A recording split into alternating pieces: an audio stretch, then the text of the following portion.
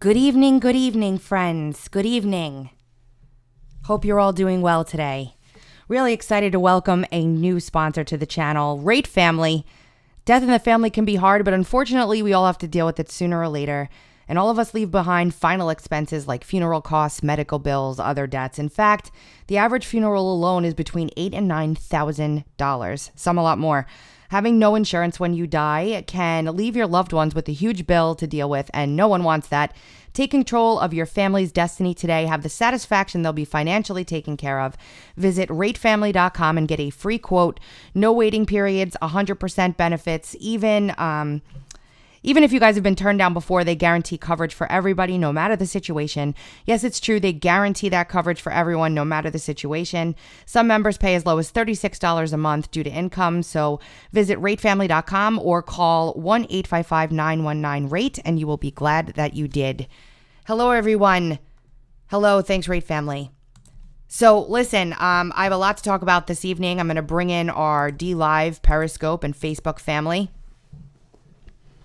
Good to see you guys. Good to see everyone tonight. Sending data over onto my other channels. Everybody, so glad to have you here tonight. So we're going to go over some interesting election numbers from yesterday. Before we get into that, though, I just do want to let everyone know I have a bunch of lawsuits that I've been reviewing. And tomorrow during the day, I'm going to do an entire video on updating folks on what's going on in several different pending lawsuits that are going on throughout the country. Devin Nunes's lawsuit, Carter Page's lawsuit, Svetlana Lakova's lawsuit, General Flynn. I've got a bunch of them to take you on a journey of discovery on. But the problem is how this all started happening, just to let you know, is because of Donna Brazil's comments on Fox News about how, Ronna McDaniel should go to hell. And I started thinking, and she said that, it's Russian talking points that the left is trying to sabotage it for Bernie. And I just thought that was absolutely insane. Right? So I wanted to go back into the DNC lawsuit and show all of you guys who may be new to all of this and may not remember what happened back in 2016. And just so that you all know, in about 5 or 10 minutes or so, I will be posting a new article from Daniel Babinski on uncoverdc.com that you guys all should check out. I will throw it in the description box below for you, and you'll be able to check it out. I'll share it on Twitter as well. Fiery, amazing article by Daniel will be coming up for you shortly. So now let's get into it, shall we? Here's the deal. I was really super interested about what went on in the elections yesterday, specifically in regards to turnout, etc., so on and so forth. Today on the podcast, we had Rich Barris from People's Pundit Daily, just one of the best. He spent about a half hour with us going over this election in detail. I really recommend you guys check out the podcast when you get a second. I see all of your comments. You guys are amazing. Thanks for all your kind words. I mean that very much. I really do. So let's go through some of these numbers, and I'm going to show you my handy dandy spreadsheet. And then we'll go through the thread. So I just threw this together. I went to the, different websites to just verify this. I want to talk about a couple of things right from the beginning, okay? Number one, this is an interesting comparison because of this. Donald Trump doesn't really have a challenger. Yeah, Bill Weld is on there and Joe Walsh is on there, but he doesn't have a viable challenger. He doesn't have somebody that can actually beat him in the primaries for the Republicans. So what happened is a lot of the states within their Republican Party structure determined they weren't even going to have the primary for him this year. They were just going to give their delegates to him, right? So that's what they did. But a lot of other states decided they would have a primary for President Trump to be in. And so there are elections for Donald Trump, and there's a lot of elections for Donald Trump where there are other important races down ballot where people are going out to the polls to vote for their other people. And there is a typo in here, which I'm noticing. I don't know. I copied the first one all the way down the row, so it's bothering me. Anyway, so that's why people are coming out to vote for Donald Trump in these primaries.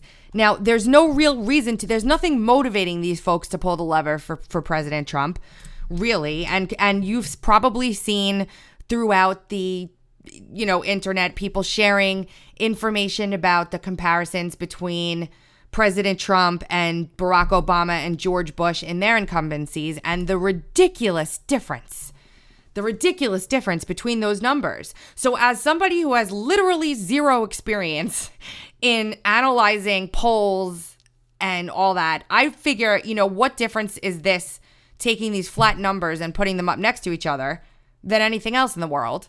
And so I did it. And here we go. Here's the deal. I took them state by state, and I took them, some of these states had caucuses, I believe, back in 2016. I think at least 2 of them. I couldn't find good data. It was all weird, and some of it just didn't make sense. So I took those states out so as not to skew any numbers, okay? Let's do this. Alabama. Let's go through the charts together. We're just going to go through the numbers straight and talk about it. So we've got a percentage change in Alabama in Democrats between the 2016 primary and the 2020 primary. And the percent change for Democrats is plus 13. So 13% more Democrats came out to vote in this primary than they did in 2016. And 13% less Republicans came out to vote in the primary. Here we go. I'm just making this bigger for you guys. Someone requested. How is that? Came out to vote in the primary for Republicans in 2016. Now, again, I'm not an expert on this, and I did not dig into all these races to see what was going on. I just took the numbers, threw them in a spreadsheet. I don't know the scenarios behind them. I don't know, well, this candidate was running, and so this person had to do this, and I don't know any of that. I'm just giving you flat data, if that makes... There could be some strategery hiding in here. There could be some strategery, but we're just going to go over the numbers. So, Joe Biden picked up 286,000 votes in Alabama this election. In 2016, Hillary Clinton had 309,928 votes, and she won. So Biden won and Clinton won. That's a percent change of about minus 7.5%. And 23 or so thousand people that voted for Clinton who didn't vote for Joe Biden, okay? Bernie Sanders had 75,326 this year. In 2016, he had 76,399, give or take 1,000, right?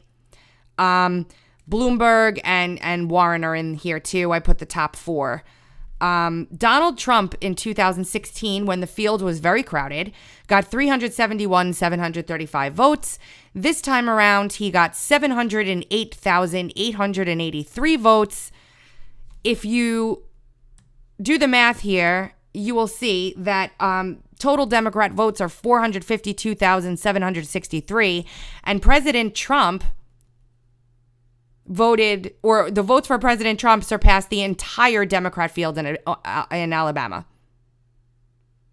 So no matter what you do, because a lot of people are saying, well, you can't put President Trump up next to Joe Biden because other Democrats are going to vote for the Democrat if they win. And that's a little nuanced in and of itself, because that's assuming that every single Bernie Sanders voter votes for Joe Biden. I really highly doubt that would happen if Joe Biden ended up being the nominee. We will talk about all of that at the end. So Donald Trump beats the entire field in Alabama. Let's go to Arkansas. Arkansas, the Democrat turnout was up less than 1%, and the Republican turnout was down 40% over 2016. So in 2016, 40% more people voted in the primary than they did this year, which again is to be expected. He's an incumbent. Joe Biden got 92,584 votes at the time of this. All the precincts weren't reporting in all of these places, so these numbers may change a little bit, but I just wanted to throw them up here while, the gist is here. There's 90% of precincts reporting in most of these cases, 100% in others. I just want to make sure I throw that out there. In 2016, Hillary Clinton got 144,580 votes in the primary. So that's about a 51,000 or 52,000 vote difference between Clinton. Bernie Sanders got 51,117 votes in 2020, and he in 2016 got 64,868. So that is 13,751 votes different. Now I see somebody exclaiming they're down 40%. What the heck? That is absolutely normal in a primary where the incumbent is like, in other words, President Trump is president for 4 years. There's really nobody challenging him on the ballot. There's really no reason to come out and vote for President Trump other than like, I'm at the polls, let me vote for President Trump, because there's nobody viable that could ever take the delegates from Arkansas. So people just don't typically vote in this primary, whereas in 2016, we had a field full of competitors just like the Democrats did. So the turnout is much higher. So it's an incumbent election. So that's why you're seeing a negative 40. So nobody freak out about the low voter turnout of the Republicans, because it actually in the math here ends up being better for Republicans in the long run. I know that sounds absolutely crazy, but it's true. So Donald Trump this year got 237,826 votes, which surpasses all of the Democrat votes this year. So that happened in Alabama and it happened in Arkansas. In other words, in a year where 40% less people voted in the Republican primary, President Trump got 237,826 votes, which beat all of the Democrat votes in the Arkansas primary. Does that make sense? Good. I think it does. That's something to talk about. I'm sorry. It is pretty amazing. Let's go to the most shocking for me. California, people. California, okay? California is a blue state. This is insane. Democrat turnout is down 41%. Republican turnout is down 28%. Joe Biden got 733,086 votes in California. Hillary Clinton got 2.71 million votes in 2016. Think about that. It is 1,980,173 votes less. Crazy. Bernie Sanders, the winner in California, got 992,304 votes. Last time around in 2016, when Bernie Sanders ran, he got 2,326,030 votes. Now, this particular tweet brought out the crazy on my Twitter feed today. The left attacked this. This means nothing. This means nothing. Okay. Listen to the rest of this. President Trump got 1.441 million votes in the primary in California as an incumbent. It's 48,727 less than all of them. I mean, listen, say what you want to say. He beat Sanders by, I had this all done. Hold on. Let me do some formulas for you. Bernie Sanders, that's what it was. For socialist Bernie Sanders, the person who was supposed to swing through California in a year when literally Hitler, the authoritarian, has been in the White House for 4 years and the world is going to end, right? If they don't get him out. Donald Trump beat Bernie Sanders in California by 448,000 votes. And Biden by 200,000 more than that, 700 something thousand. Now, a lot of people were talking about the voter rolls in California. It was about 1 million that they took off the voter rolls in California or so. Believe it or not, while that helps a whole lot, it's not the actual answer here. It's not enough to be the answer. But this is something else. So that's California. Let's go to Massachusetts. Massachusetts wasn't the best, but that's to be expected. So the Democrat turnout is up 13%. Republican turnout was down 52%. Joe Biden, 459,730. Clinton had gotten 603,784 votes in 2016, which is about $144,000 vote, for goodness sakes, deficit for Joe Biden compared to what Clinton got. Bernie Sanders, 362,626 votes, where in 2016 he had 586,716. So what does that tell you about the top two in the field? Excuse me 1 second.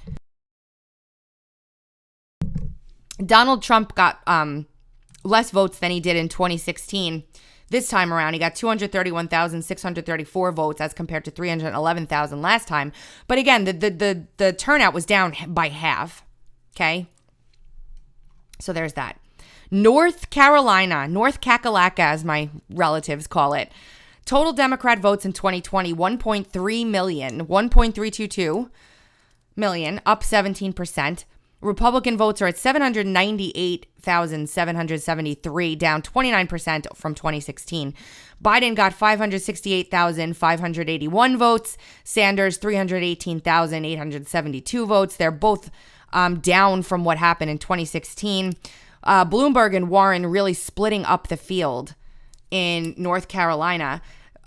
President Trump got 747,038 votes in North Carolina, which is about 300,000 more than he got in 2016. And it's only about, 100,000 or so votes less than Biden and Sanders combined in a state where the turnout was down 30%. And the Democrat turnout was up 17%. Now, what does this mean? This means that the Democrats are just not sure what they want to do, okay? The field is split up quite significantly. I just took out the 4 name recognition frontrunners, but there are people all up and down the ballot that are grabbing up votes from these totals. So this is going to change. I'm not saying this is anything definitive, but these numbers are absolutely mind-blowing to me. Oklahoma, we'll take a look at Oklahoma. Oklahoma, Democrats pulled in 303,977 votes. This year, it's down about 10% from 2016, and down about 35% for the Republicans.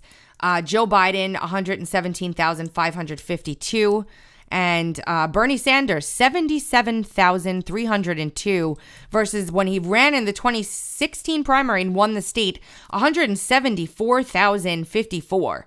So that's 100,000 less people or so that voted for Bernie Sanders this time around. Think about that. If you add, Trump got 273,562 votes this go round. And if you add up Sanders and Biden, you're getting 194,854 votes for the two of those guys combined, where Trump got 273,000 votes. So there's that. If you add all 4 of the top 4 candidates still in the race, as of today anyway, earlier, 277,773 votes among those top 4. Again, Donald Trump with 273,562 votes in an election where 35% less people voted. I think we're seeing a trend here, and I hope I'm being clear and you guys understand. I also compiled these numbers. I actually spent the entire day doing it, like painstakingly. So I'm glad he did it too. The more information, the better. But I didn't take this from him. I'm telling you, I sat here all damn day with my formulas and my numbers. And then I had a doctor's appointment. Okay, Tennessee. Same thing in Tennessee. Turnout up 38%. This one's pretty crazy. Turnout was up 38% for the Democrats and down 58% for Republicans in Tennessee. Okay? Donald Trump won 339,638 votes. Biden at 215,000. Sanders at 128,000. If we look at the two of those, they are 343,000 to Donald Trump's 339,000. What does that mean in a state where 60% less people voted in 2020 than 2016? You do the math as to what that means. Texas. Woo! Texas. You ready? Turnout in Texas for the Democrats is up 37%. Turnout in Texas for the Republicans was down 29%. Joe Biden picked up 661,450 votes. Bernie Sanders picked up 592,077 votes. Many more than last time. Last time Bernie Sanders had 475,000 votes, so he picked up a little more than 100,000 votes this time around. Are you ready for this? President Trump picked up 1.8 million votes in 2020. This is 1.2 million more votes than Joe Biden got. And it is 88,428 votes shy of beating every single candidate on the Democrat ticket. So tell me again how purple Texas is, everyone. We had Rich Barris on the show today. He said the same thing. Texas is not purple. Again, Donald Trump is 88,000 votes shy of beating every single Democrat candidate on the ballot in a race in a state where Republican turnout is down 30% and Democrat turnout is up 40%. Think about this.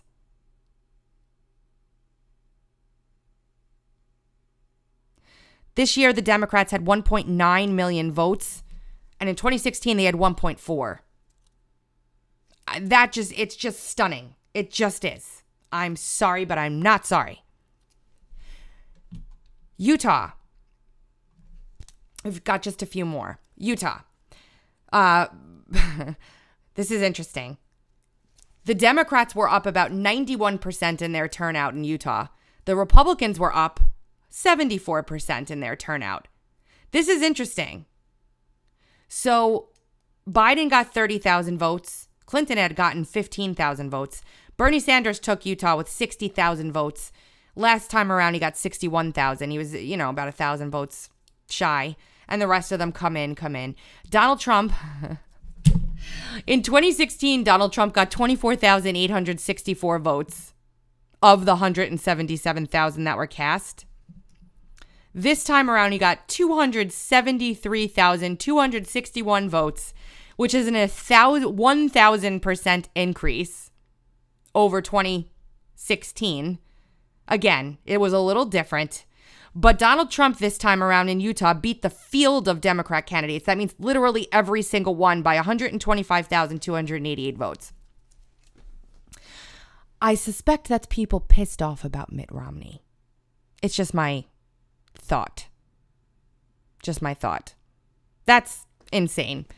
Again, in a year where he's an incumbent, turnout is down.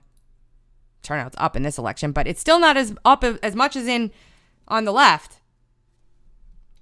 And we're just going to do Vermont now, even though that's Bernie Sanders' state. Vermont turnout was up 17%. Vermont turnout was down for Republicans, 40%. Joe Biden picked up 34,000 votes. Bernie Sanders, 80,000 votes. What's interesting about this is that last go round, he had 115,000 and Hillary Clinton had 18,000. So there's something going on in Vermont. Bernie Sanders did not do anywhere near as well as he did last go round, and that's his state.